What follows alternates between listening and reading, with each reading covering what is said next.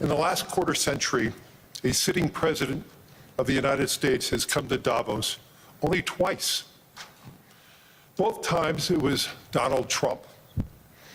So when I asked to serve in this new role that I have, he was one of the first leaders I called and invited to return. I first met the president about 25 years ago, but I worked most closely with him during the early months of COVID. This was March 2020. Markets were under extreme stress. Some economists were warning we could be headed towards a second Great Depression. What stood out to me during the extraordinary period was a president's willingness to bring together people from governments, from business, across institutions, across perspective, to think differently, and importantly, to act decisively. That instinct to act, especially in pivotal moments, is one reason I think he values the World Economic Forum. It is a unique institution that brings together the largest combination of government officials, business leaders, technology leaders, civil society and NGO leaders, anywhere in the world for a genuine dialogue, and particularly importantly this year. Thankfully, this group is meeting under better economic circumstances than during the pandemic, but once again, we're facing very serious different economic conditions around the world. One of the central challenges that is impacting me is how capitalism can benefit more, and how can we broaden our global economy for greater and greater participation. That is a question where the president has shown real leadership through investing in infrastructure, reducing barriers to growth, and initiatives like the Trump account, designed to give more Americans a direct stake in the growth of the U.S. economy.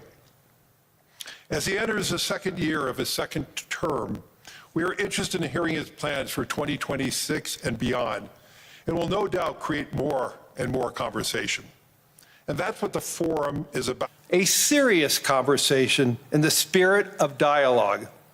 Discussions where the world is headed, where are we going?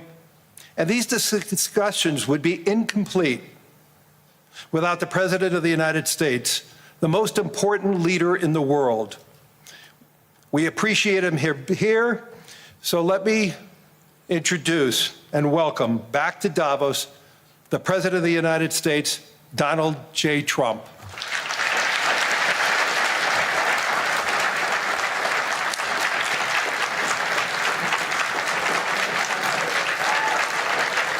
Money-losing windmills, we're taking them down and not approving any.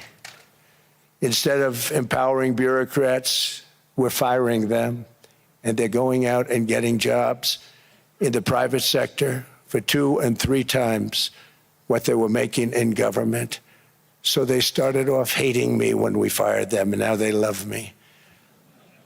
Instead of raising taxes on domestic producers, we're lowering them and raising tariffs on foreign nations to pay for the damage that they've caused.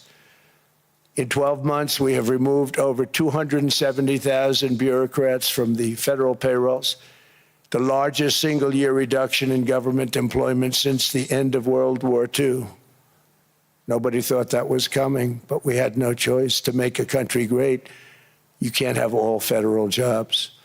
We've cut federal spending by $100 billion and slashed the federal budget deficit by 27% in the single year. It's going to go down quite a bit more from that, driving inflation way down from the record highs of the Biden administration. Every month, they went up and up and up. I promised to cut 10 old regulations for every single new regulation, but instead I've cut, actually till this point, 129 regulations for every 1 new regulation approved. So every time they come in with a new regulation, We do at least 10, but so far it's averaging out to 129, if you can believe it. In July, we passed the largest tax cuts in American history, including no tax on tips, no tax on overtime, no tax on Social Security for our great seniors. We also provided 100% expensing. We have steel plants being built all over the country. Nobody thought they'd see that. Factory construction is up by 41%, and that number is really going to skyrocket right now because that's during a process that they're putting in to get their approvals, and we've given very, very quick, fast approvals. In the process, we've made historic trade deals with partners covering 40% of all U.S. trade. Some of the greatest companies and countries in the world. We have countries as our partner, too. The European nations, Japan, South Korea. They're our partners. They've gone into massive deals with us, especially on oil and gas.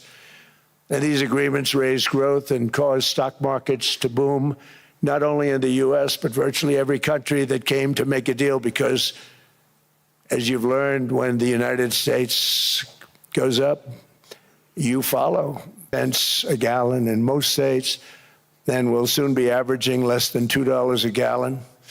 In many places, it's already down even lower, $1.95 a gallon. Numerous states are at $1.99, numbers that nobody has heard for years. Actually, since my last administration, we got it down to around those numbers. I've signed an order directing and approval of many new nuclear reactors. We're going heavy into nuclear. I was not a big fan because I didn't like the risk, the danger, but they have the progress they've made with nuclear is unbelievable, and the safety progress they've made is incredible. We're very much into the world of nuclear energy, and we can have it now at good prices and very, very safe. And we're leading the world in AI by a lot. We're leading China by a lot. I think President Xi respects what we've done, in part because I've allowed these big companies building these massive buildings to build their own electric capacity. They're building their own power plants, which, when added up, is more than any country anywhere in the world is doing. I read recently an article in the Wall Street Journal that China's creating so much energy, and they are. You got to hand it to them. But we're creating as much or more, and we're letting them do that. I'm very proud of it. It was my idea. I said, you can't create this much energy. We needed more than double the energy currently in the country just to take care of the AI plants. And I said, we can't do that. We have an old grid system. And I came up with the idea, you people are brilliant. You have a lot of money. Let's see what you can do. You can build your own electric generating plants. And they looked at me. They didn't believe me. All of the names that are, I think, in the room right now, if you want to know the truth, they didn't believe it. And I said, no, you can't. They came back 2 weeks and they didn't have the plant. They said, we thought you were kidding. I said, no, not only am I not kidding, you're going to have your approvals within 2 weeks. I always say nuclear will take 3 weeks. But most aren't going that. They're going oil and gas. They're even going coal in some cases. Because of my landslide election victory, the United States avoided the catastrophic energy collapse which befell every European nation that pursued the Green New Scam, perhaps the greatest hoax in history. The Green New Scam, windmills all over the place, destroy your land, destroy your land. Every time that goes around, you lose $1,000. You're supposed to make money with energy, not lose money. Here in Europe, we've seen the fate that the radical left tried to impose on America. They tried very hard. Germany now generates 22% less electricity than it did in 2017. And it's not the current chancellor's fault. He's solving the problem. He's going to do a great job. But what they did before he got there, I guess that's why he got there. And electricity prices are 64% higher. The United Kingdom produces just 1/3 of the total energy from all sources that it did in 1999. Think of that, 1/3. And they're sitting on top of the North Sea, one of the greatest reserves anywhere in the world, but they don't use it. And that's one reason why their energy has reached catastrophically low levels with equally high prices. High prices, very low levels. Think of that, 1/3. And you're sitting on top of the North Sea, and they like to say, well, you know, that's depleted. It's not depleted. It's got 500 years. They haven't even found the oil. The North Sea is incredible. They don't let anybody drill. Environmentally, they don't let them drill. They make it impossible for the oil companies to go. They take 92% of the revenues. So the oil companies say, we can't do it.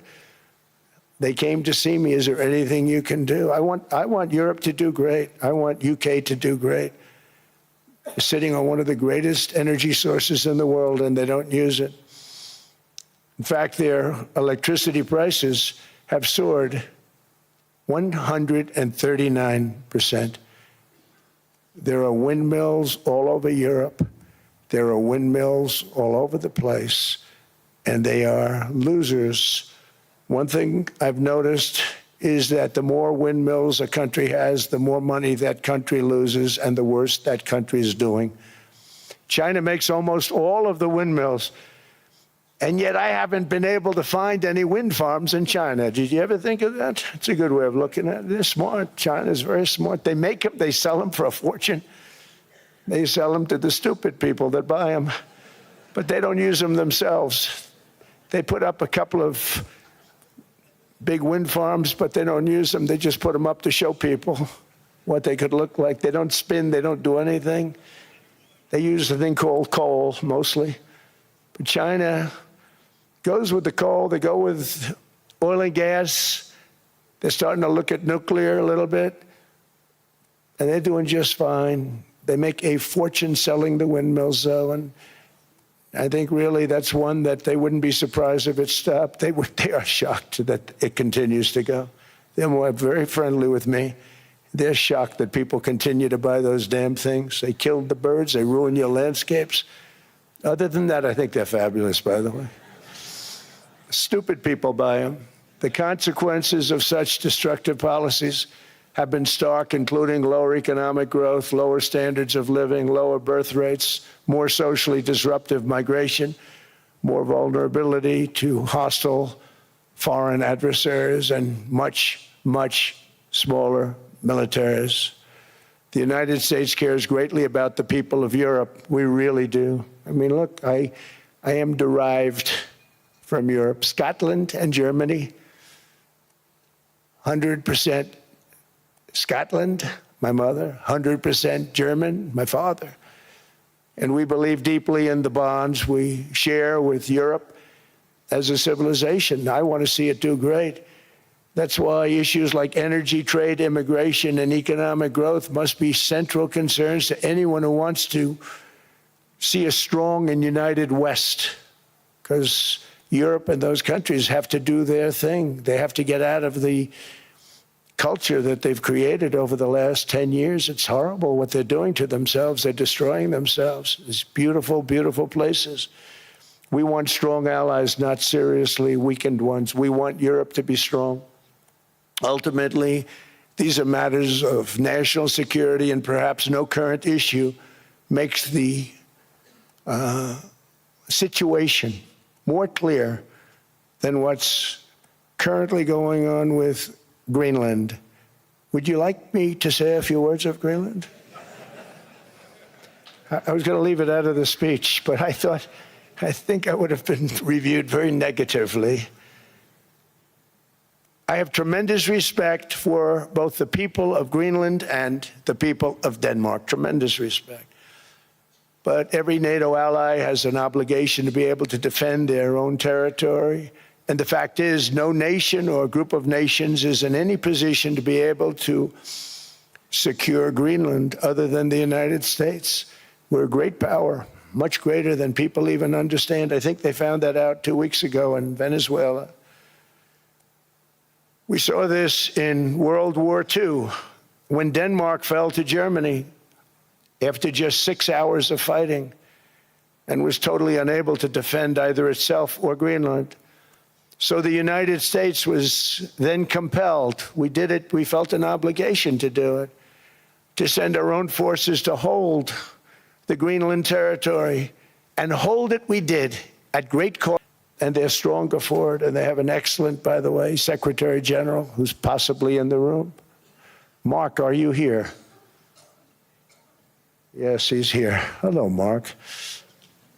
We never asked for anything, and we never got anything. We probably won't get anything unless I decide to use excessive strength and force where we would be, frankly, unstoppable. But I won't do that. Okay? Now everyone's saying, oh, good.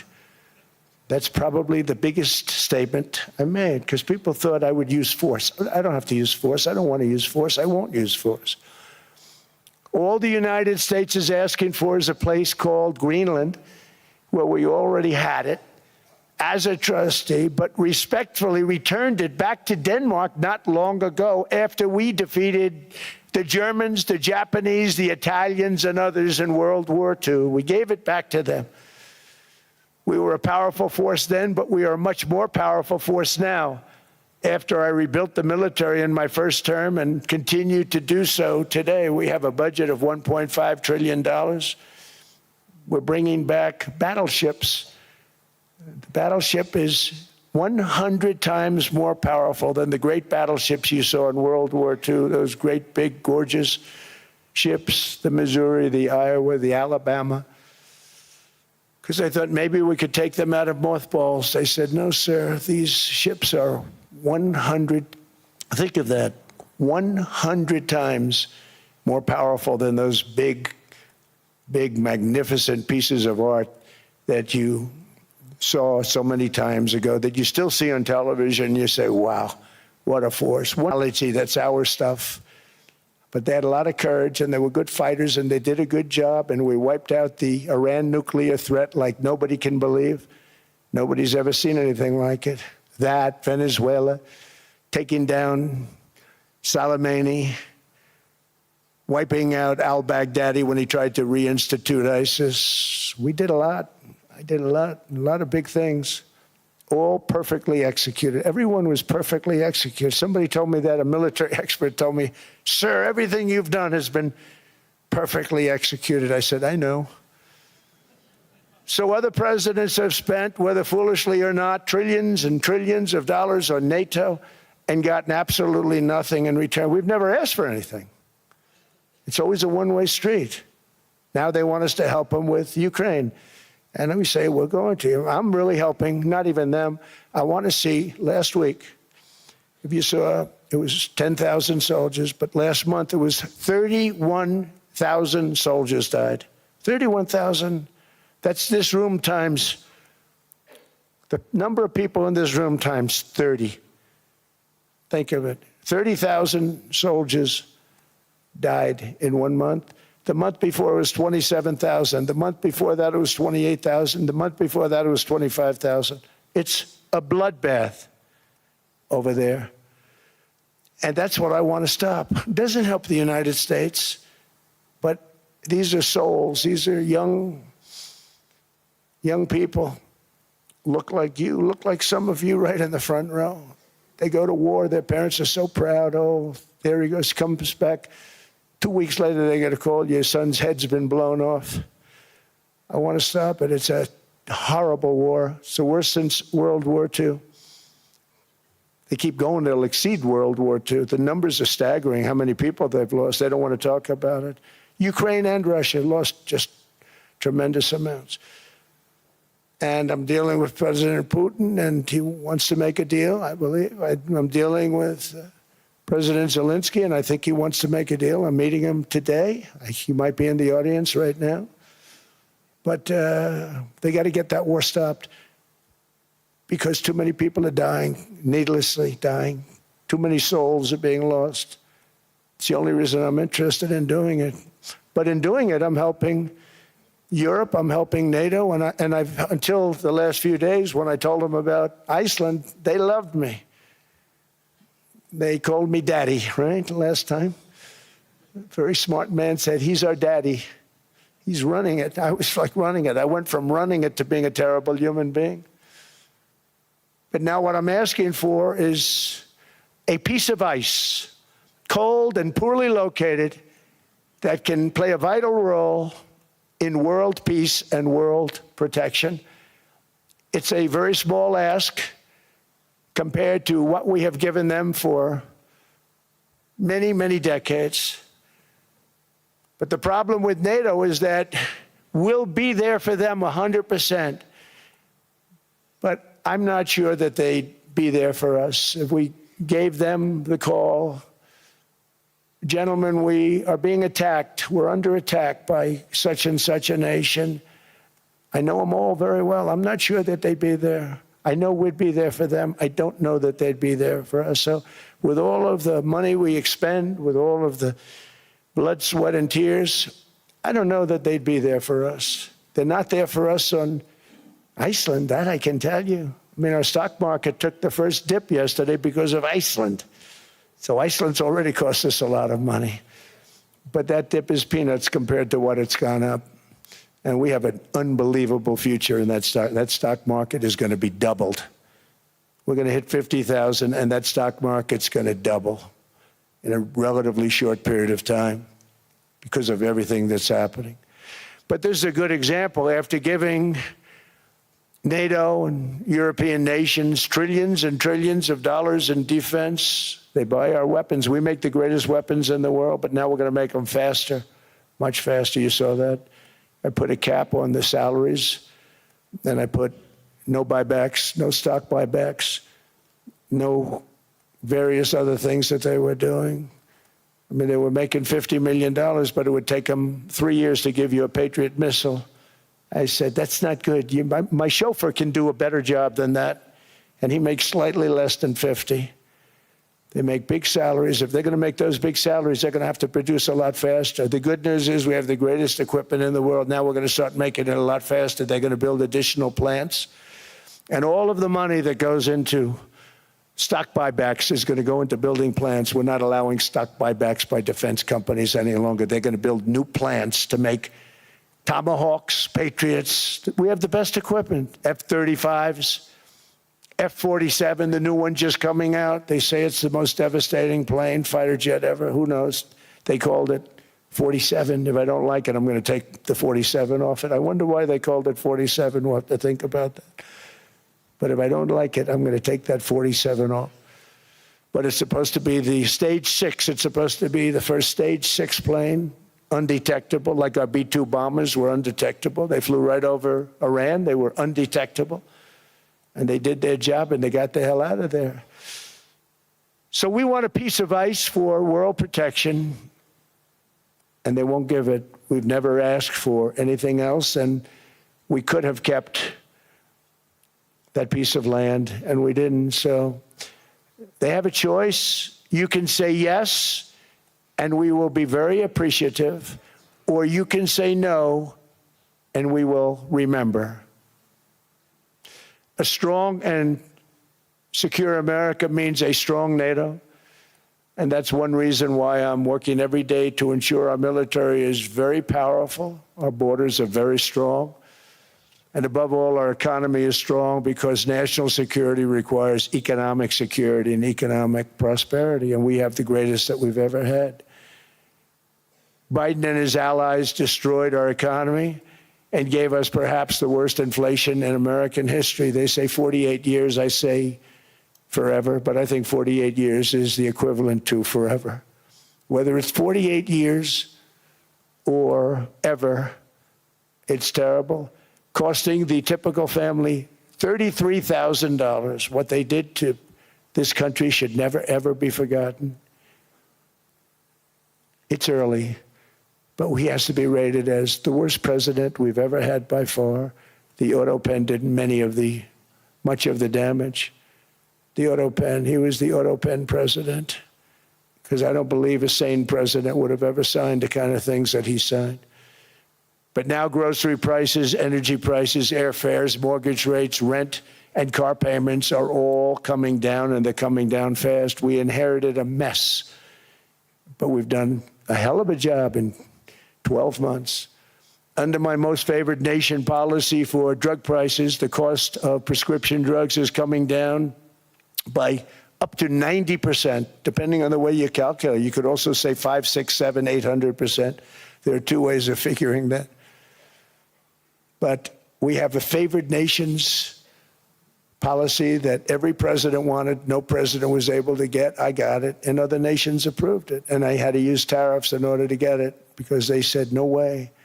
In other words, a pill that costs 10% in London costs $130.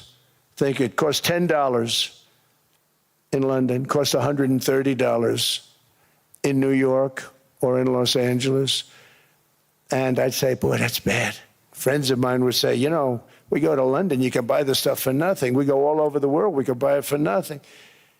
Because basically America was subsidizing every nation in the world because presidents allowed them to get away with it. It became very tough. So when I called up Emmanuel Macron, I watched him yesterday with those beautiful sunglasses. What the hell happened?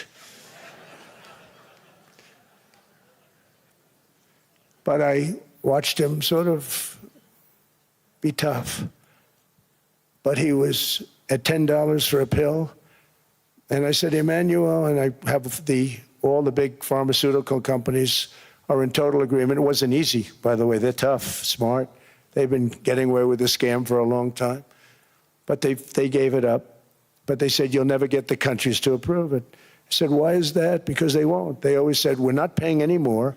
Get the rest for the United States. So over the years, they stayed the same. We just went up, up, up. And I mean, we would pay 13, 14, 15 times more than certain countries would. So I said, no, they'll approve it 100%. Sir, you'll never get them to approve it. I said, I guarantee you. But I actually started with Emmanuel, who probably is in the room too. And I like him. I actually like him. Hard to believe, isn't it? And I said, Emmanuel, you're going to have to lift the price of that pill to $20, maybe $30. Think of that. That means it's a doubling of prescription drugs. Might be a tripling, might be a quadrupling. It's not easy.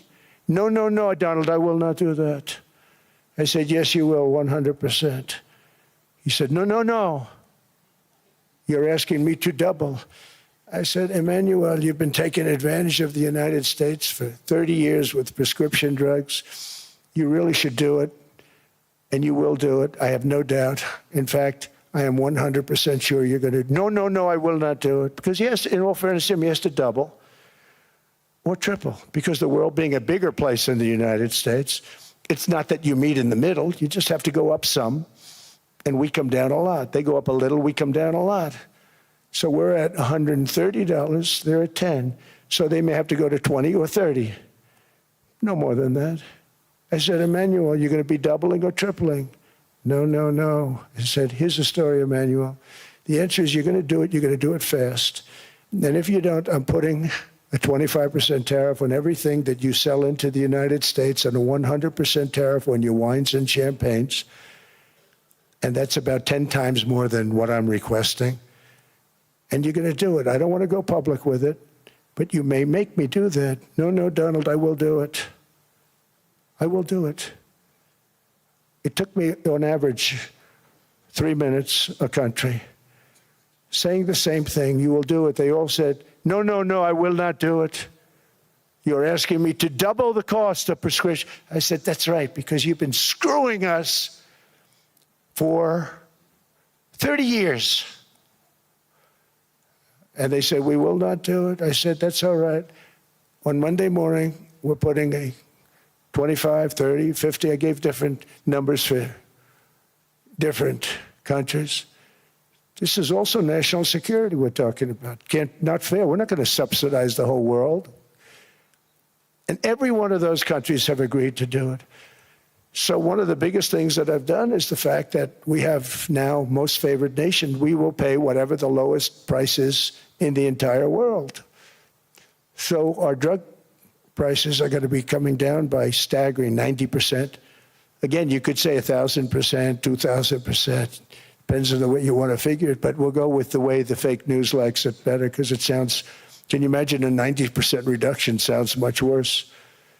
But drug prices are going to be coming down tremendously in all the nations, and I appreciate them doing it, but they did it. In all fairness, without tariffs, I wouldn't have been able to get it done. After declining $3,000 under Biden, Real incomes are up in the United States by $2,000, $3,000, and even $5,000 and more. Home ownership has always been a symbol of health and vigor of American society, but that goal fell out of reach for millions and millions of people in the Biden era because interest rates went up so high. Today, I'm taking action to bring back this bedrock of the American dream. In recent years, Wall Street giants and institutional investment firms, many of you are here, many of you are good friends of mine, many of you are supporters. Sorry to do this, Joe, I'm so sorry. But you've driven up housing prices by purchasing hundreds of thousands of single-family homes, and it's been a great investment for them. Often as much as 10% of houses on the market. You know, the crazy thing is a person can't get depreciation on a house, but when a corporation buys it, they get depreciation. Okay, that's something we're going to have to think about, too. I don't know if too many people think about that. You buy a corporation, they buy 500 houses. They buy hundreds of thousands. They buy 500 houses. They can take depreciation. A person sweats and works and buys one house, they can't. But homes are built for people, not for corporations, and America will not become a nation of renters. We're not going to do that.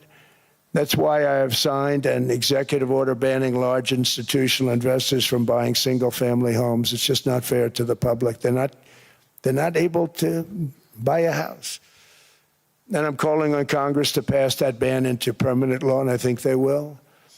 One of the biggest barriers to saving for a down payment has been surging credit card debt. The profit margin for credit card companies now exceeds 50%, one of the biggest. And they charge Americans interest rates of 28%, 30%, 31%, 32%. Whatever happened to usury? So to help our citizens recover from the Biden disaster, all caused by this horrible precedent, I'm asking Congress to cap credit card interest rates at 10% for 1 year. And this will help millions of Americans save for a home. They have no idea they're paying 28%. They go out there a little late in their payment and they end up losing their house. It's terrible. To unleash innovation in savings and financing, I'm also working to ensure America remains the crypto capital of the world. And to that end, last year, I signed the landmark Genius Act into law. Now Congress is working very hard on crypto market structure legislation, Bitcoin, all of them, which I hope to sign very soon, unlocking new pathways for Americans to reach financial freedom. And I did it for two reasons. Number one, I thought it was politically good, and it was. I got tremendous political support. But more importantly, China wanted that market, too. It's just like they want the AI. And we've got that market, I think, pretty well locked up. If I didn't do it, you know, Biden was totally against it until before the election when they realized that, you know, there were millions of people voting against him over crypto. And all of a sudden, they loved it very much, but it was too late. They blew it. But it is politically popular, but it's much more importantly, we have to make it so that China doesn't get the hold of it. And once they have that hold, we're not going to be able to get it back. So I'm honored to have done it. Finally, I've instructed government-backed institutions to purchase up to $200 billion in mortgage bonds to bring down interest rates. And I'll be announcing a new Fed chairman in the not-too-distant future. I think he'll do a very good job. See, I gave away some of it. He did give that away. So we have something, got something, but somebody that's very respected. They're all respected. They're all great. Everyone that I interviewed is great. Everyone could do, I think, a fantastic job. Problem is they change once they get the job. They do.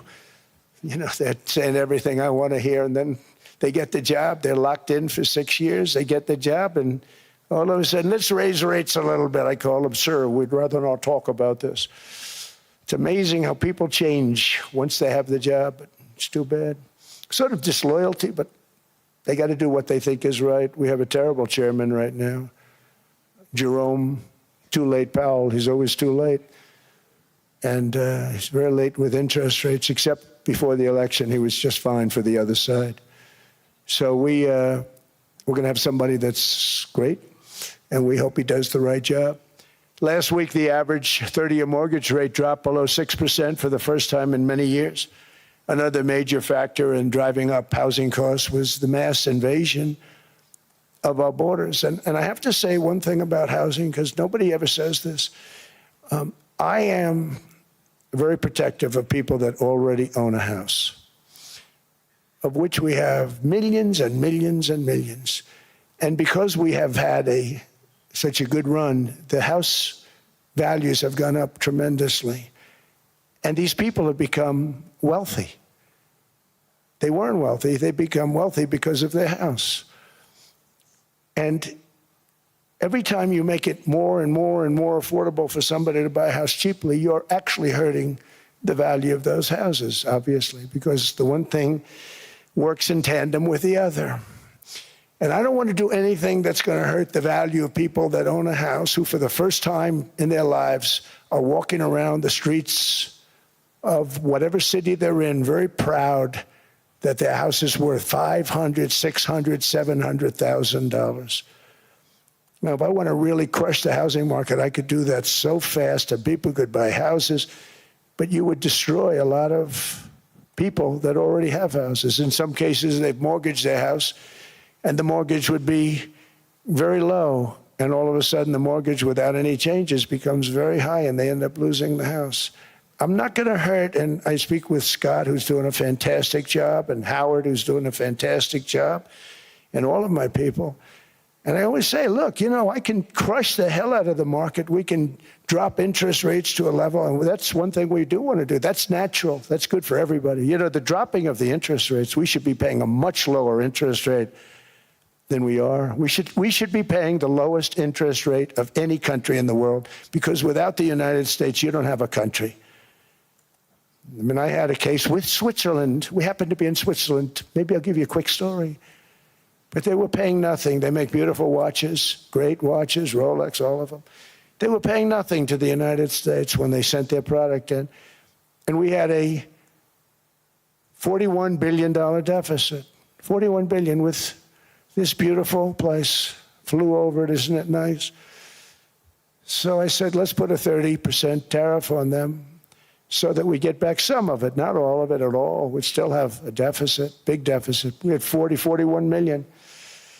That's a big deficit. And I said, let's put a tariff on. Different tariffs, different places. You're all party to them. In some cases, victims to them. But in the end, it's a fair thing. And most of you realize that.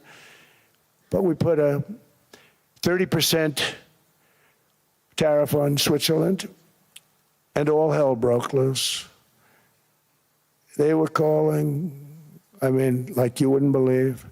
And I know so many people from Switzerland, incredible place, incredible, brilliant place. But I didn't realize that they're only good because of us. And there's so many other examples. Us, probably other places, but a majority of the money they make is because of us, because we never charged them anything. So they come in, they sell their watches, no tariffs, no nothing. They walk away, they make $41 billion on just us. So I said, no, we can't do that. So I'm going to bring it up. I still would have a deficit pretty substantial, but I brought it up to 30%. And I guess Prime Minister, I don't think President, I think Prime Minister called a woman, and she was very repetitive. She said, no, no, no, you cannot do that, 30%. You cannot do that. We are a small, small country. I said, yeah, but you have a big, big deficit. You may be small, but you have a bigger deficit than big countries. He said, no, no, no, please, you cannot do it. Kept saying the same thing over and over. We are a small country. I said, but you're a big country in terms of, and she just rubbed me the wrong way, I'll be honest with you. And I said, all right, thank you, ma'am, appreciate it. Do not do this. Thank you very much, ma'am. And I made it 39%. And then all hell really broke out. And I was paid visits by everybody. Rolex came to see me. They all came to see me. But I realized, and I reduced it, because I don't want to hurt people. I don't want to hurt them. And we brought it down to a, lower level. Doesn't mean it's not going up, but we brought it down to a lower level. But they pay now, tariff. But I realized that we have many places like that where they're making a fortune because of the United States. Without the United States, they wouldn't be making anything. Think of it. Switzerland made $41 billion on us. And as she said, it's a small place. And I realized with that, I don't know, it was so, because she was so aggressive. And I realized in that conversation that the United States is keeping the whole world afloat. Many places, I could give you 6, 7 places just in the people in this little area. I know every one of them. They're looking down. They don't want to see me. They don't want to stare me in the eyes. But they're taking advantage of, everybody took advantage of the United States. But I've been very fair, and I gave them a tariff, and it was fine. But I realized that without us, it's not Switzerland anymore. Without us, it's not any of the countries that are represented here. And we want to work with the countries. We want to work with them. We're not looking to destroy them. I could have said 39, 40%. I could have said I want a 70% tariff, then we make money with Switzerland. But Switzerland would have been probably destroyed, financially destroyed. I don't want to do that. But we should be paying the lowest interest rate of everybody. I hope Scott's listening to this, because we should be paying the lowest interest rate of everybody. Without us, most of the countries don't even work. And then you have the protection factor. Without our military, which is the greatest in the world by far, without our military, you have threats that you wouldn't believe. You wouldn't believe. You don't have threats because of us, and that's because of NATO. One other thing, and I have to say it so importantly, in the old days, and I used to say I'm the youngest in the room. Now I'm among the older. I hate to say it. I don't feel old, but I'm among the older. But I remember not long ago, 20, 25 years ago, we could do 25%. When we announce good numbers, and the reason is they're so petrified of inflation. And growth doesn't mean inflation. We've had tremendous growth with very low inflation. In fact, growth can fight inflation, proper growth. So we want to get back to the days when we announce great numbers, because we're going to be announcing phenomenal. You know, all these factories that are being built at record, thousands of businesses are being built right now. Remember, $18 trillion is invested. I think the second number is 3, and that was China many years ago. Investments in the country from outside. 18 trillion, nobody's ever seen. And that's money coming in and building things, factories. Thousands of businesses are being built, thousands.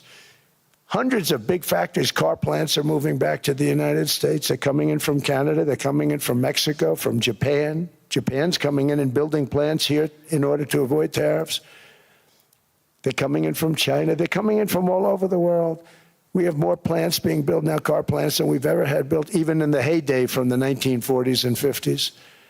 And they're bigger. They don't use renovations anymore where they take an old plant, they rip it down, they build a brand new plant, super modern plant. But it's happening at levels that nobody's ever seen. In 2024, the U.S.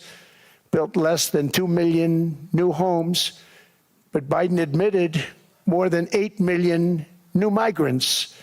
And those days are over. In 2025, for the first time in 50 years, the United States had reverse migration. Boy, that was nice. And these were criminals that were being taken out of our country because they allowed people to come into our country from jails, from gangs, drug dealers, murderers. 11,888 murderers. We've gotten most of them out. And then ICE gets beat up by stupid people from leadership in Minnesota. We actually are helping Minnesota so much, but they don't appreciate it. Most places do. You know, Washington, D.C. is the safest place now in the United States. It was a very dangerous place to walk, and now you can walk with your wife, your kids, right through the middle of the city. Right now, Washington, D.C. is as safe as it gets.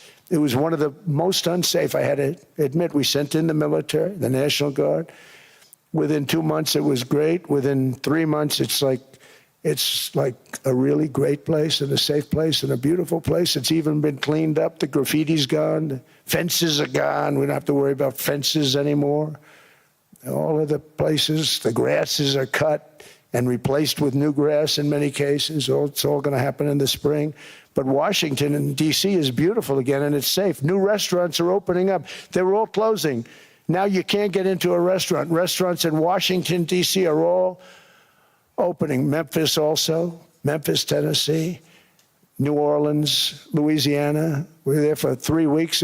We've cut the crime down by 64%. Within another month, we'll have virtually no crime there. We can do that all over. We're going to help the people in California. We want to have no crime. I know Gavin was here. I used to get along so great with Gavin when I was president. Gavin's a good guy. And we're going to, if he needed it, I would do it in a heartbeat. I'd love to see. We did help them a lot in Los Angeles, a lot with the early in my term when they had some problems. But we would love to do it. I will say this, if I were a Democrat governor or whatever, I would call up Trump. I'd say, come on in, make us look good, because we're cutting crime down to nothing. And we're taking people out, career criminals who are only going to do bad things, and we're bringing them back to their countries. But where we've done it has been amazing, and we have a capacity to do it at much greater levels. We're cutting illegal aliens off welfare and other government benefits, and I have directed that starting immediately, there will be no more payments to sanctuary cities, because they are really just sanctuaries for criminals. They're really protecting criminals, and those are the ones we have to get out of the country: murderers, drug dealers, the mentally insane. They emptied their mental institutions into the United States. And despite that, we have the lowest crime numbers that we've ever had in the history of the country. Just came out. But equally importantly, we're cracking down on more than $19 billion in fraud that was stolen by Somalian bandits. Can you believe that Somalian? They turned out to be higher IQ than we thought. I always say these are low IQ people. How did they go into Minnesota and steal all that money? And we have, they're pirates, they're good pirates, right? But we shoot them out of the water just like we shoot the drug boats out. They're not pirating too many boats lately, do you notice? When they go out into those boats, they want to take over $1.5 billion tanker loaded up with oil, and they say, we're going to blow up your boat. They have powerful weapons. You hit the side of the boat, you blow the whole thing up. The insurance companies are petrified, so they say, just give them the boat, we'll give them money instead. And I don't do that. We blow them right the hell out of the water. We see them going out, we blow them out of the water. We don't have any pirates so much anymore. If we do, they won't be there long.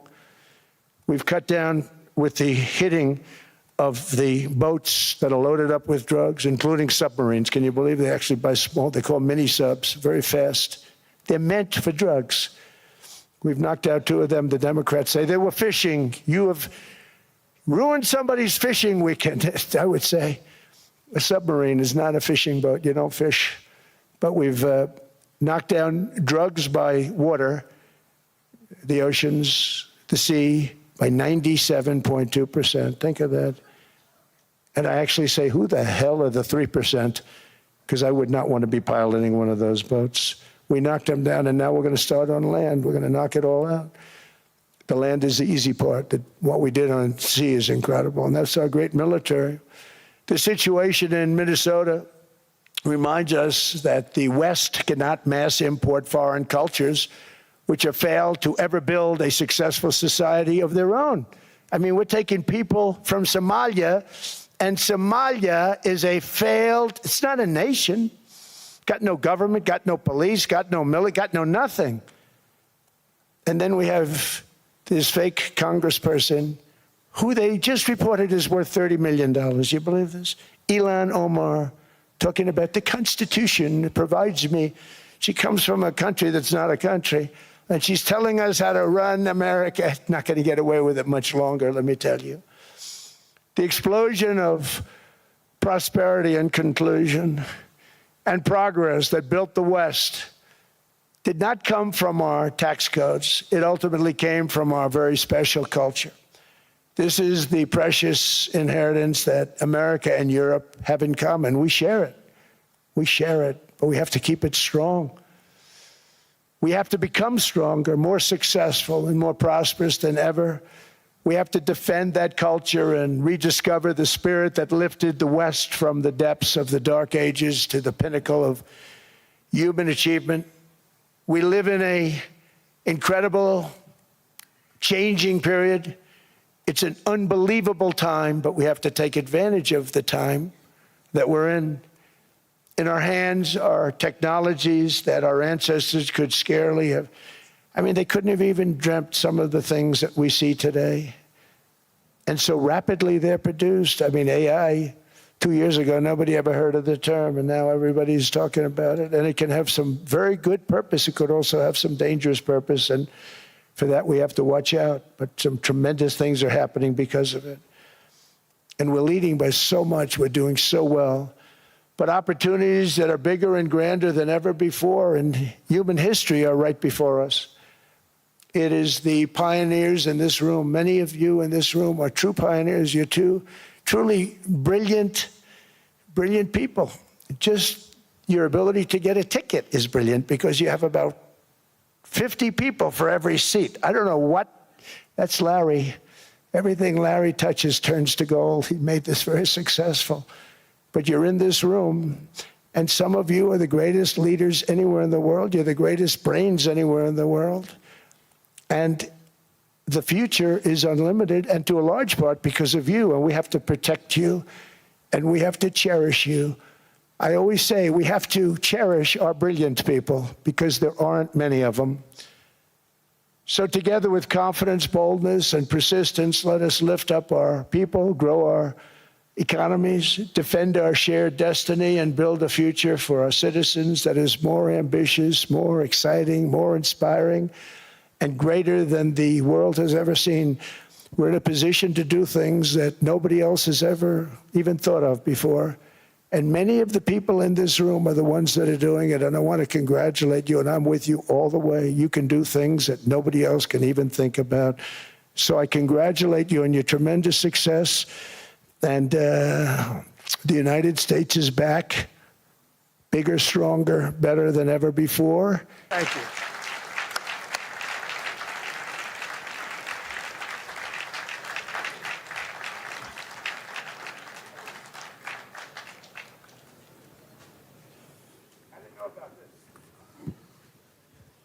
This was supposed to be a nice fire chat, Mr. President. Yes, good. I got set up. No, I did know. You made the job for the moderator really easy. Thank you, Mr. President, for your speech. I do have a few follow-up questions, if it's okay. Sure.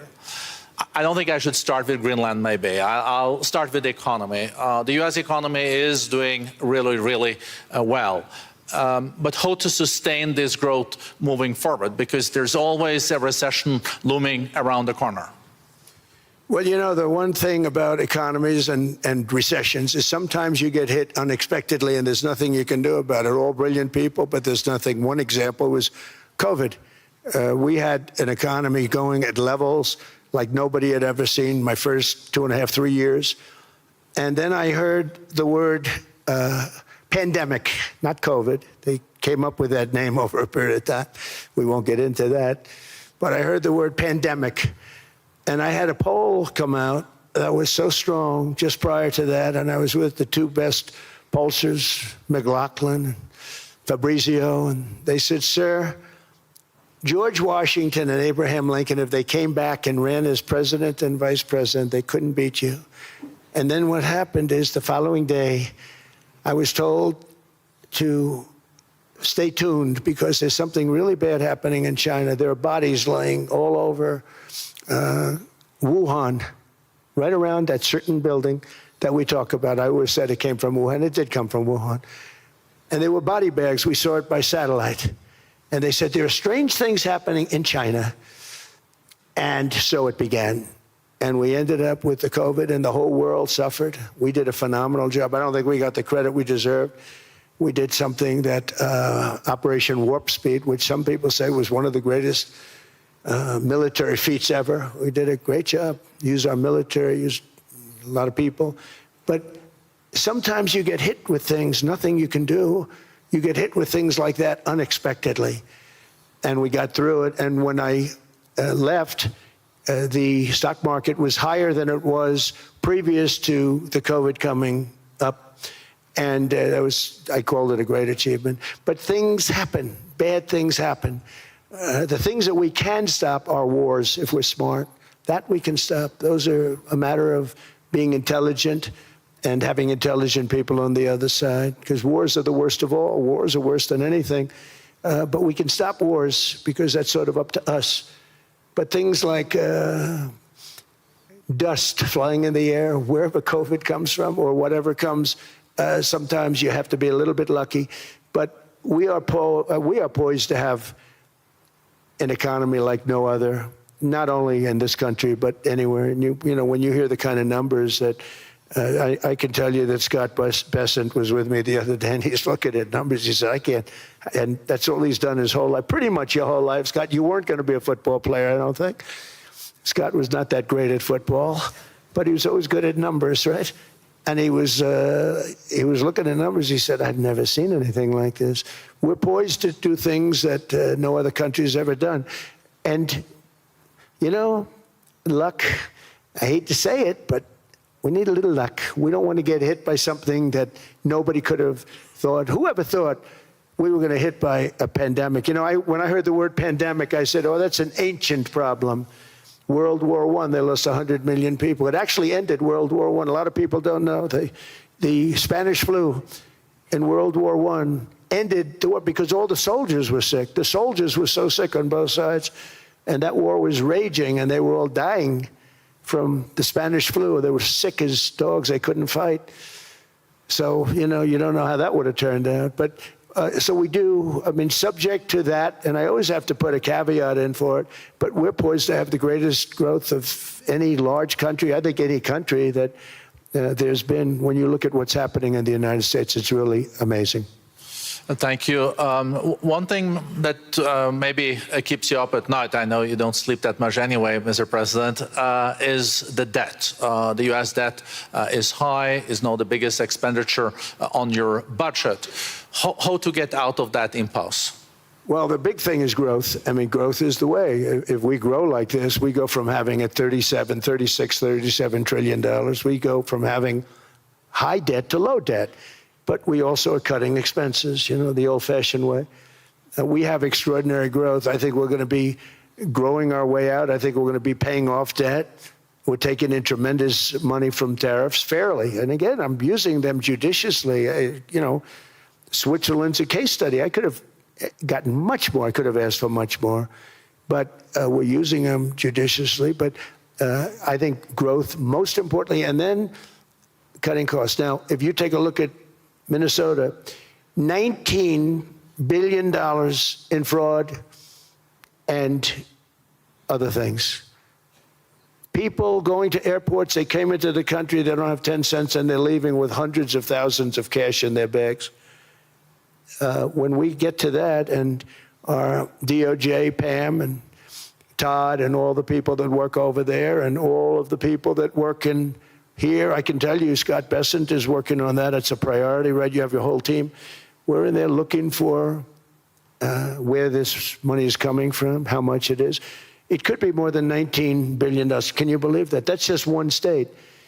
If we were able to cut out 50% of the fraud, 50%, and we should be able to do better than that, we would have a balanced budget without having to talk about even growth.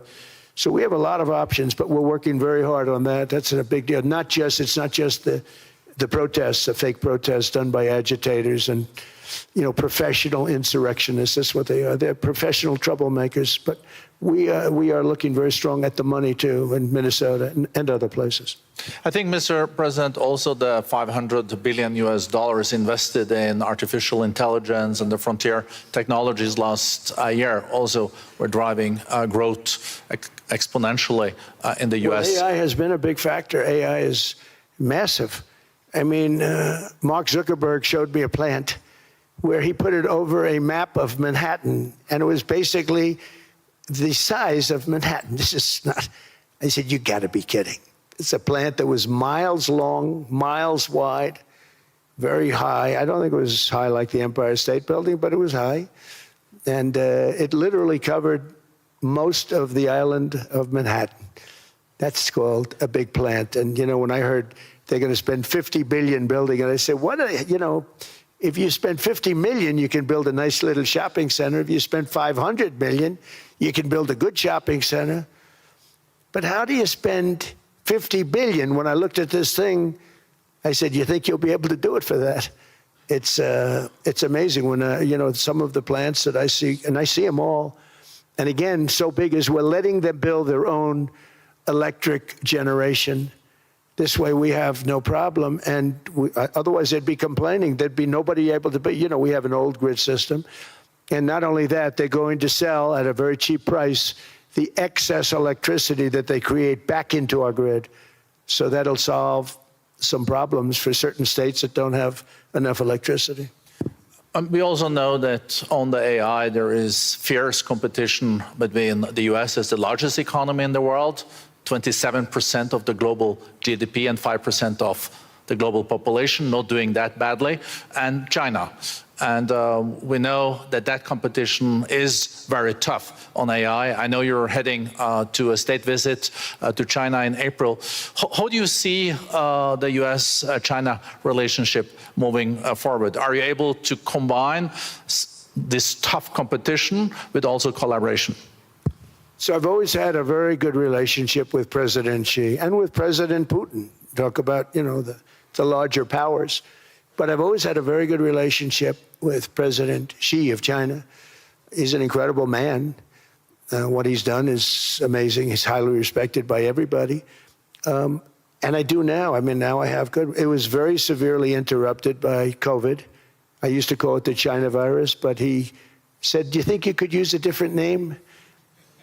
And I decided to do that because why should we have a problem over that? But I would do that, and they were. You're a true diplomat, huh? I became a diplomat for the first time. Well, you know who taught me that? Marco Rubio. Marco Rubio. He said, let me teach you about diplomacy. Hey, any guy that gets approved by 100% of the votes, think of it, he got liberal Democrats and radical right Republicans to approve him. He's the only one. The next one was like lost 45 votes, right? But he got all 100 votes voting for him. And at first I wasn't happy about it. I said, wait a minute, I don't like that. And now it turns out that the Democrats probably wish they didn't do that. And Marco has been fantastic. Marco, stand up, please. You have done a great job as Secretary of State. He's going to go down as the best Secretary of State. And Scott, and we have Susie, who's the first female Chief of Staff, and she's the best Chief of Staff, too. And I see Howard Lutnick, who I know spoke. And Howard's fantastic. Some of the deals we're doing are great. And I want to pay particular attention because we have Chris. And Chris, you got up and spoke, I think. He's the #1 oil man in the world because I was going to put Doug Burgum, who's fantastic. I don't know if Doug's here. Is Doug here? Doug Burgum is fantastic. He said, sir, there's one man better than me. And he introduced me to Chris. And he turns out to be. So we're drilling more oil and gas now than we ever have by almost double. Is that right, Chris? And on top of it, we got a lot coming out of Venezuela. So anyway, so we're doing great. The country is just doing great. We have great people. Thank you. And I see other people. We have Steve Witkoff. We have Jared. I got so many people. I'm in trouble because when I go back, they're going to be people with long faces. Sir, you didn't introduce me. I got so many people.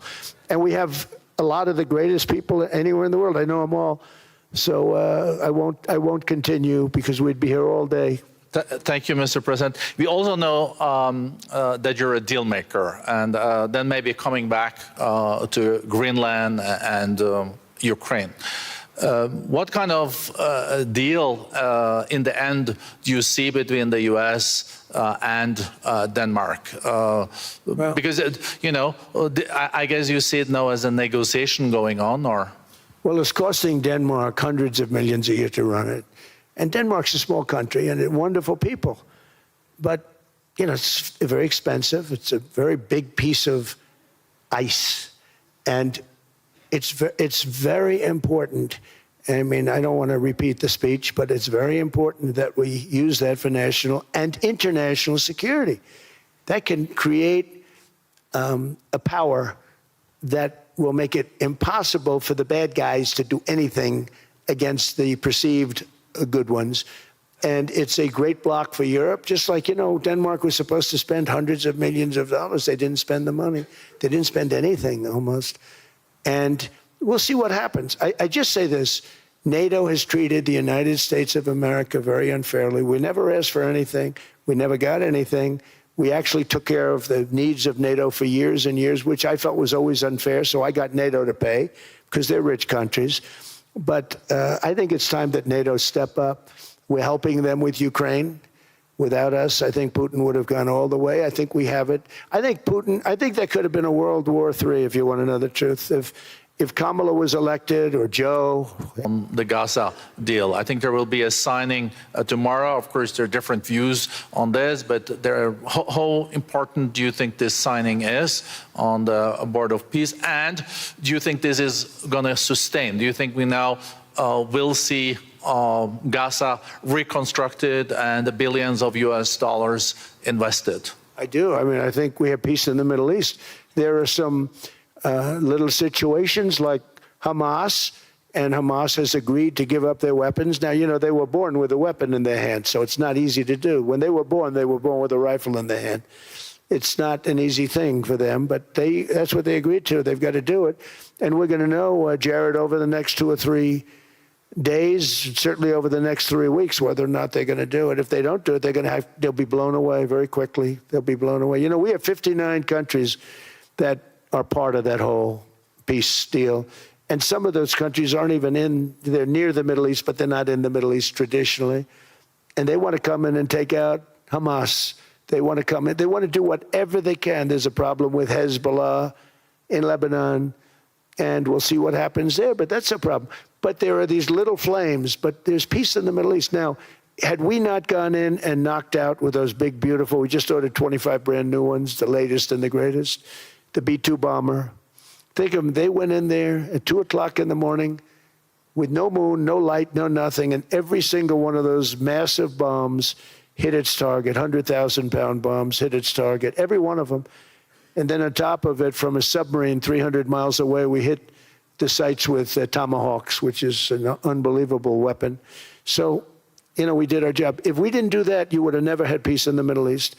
And the countries like Saudi Arabia, UAE, and Qatar could never have, and others could never have signed anything because you would have had this dark cloud, and the dark cloud was Iran with nuclear. Iran would, if we didn't take them out, they would have had a nuclear weapon within 2 months. They were very close to having the nuclear weapon, and we hit them hard. And it was a total obliteration. If they may try again, but they're going to have to try from a different area because that area was obliterated. Incredible thing we did.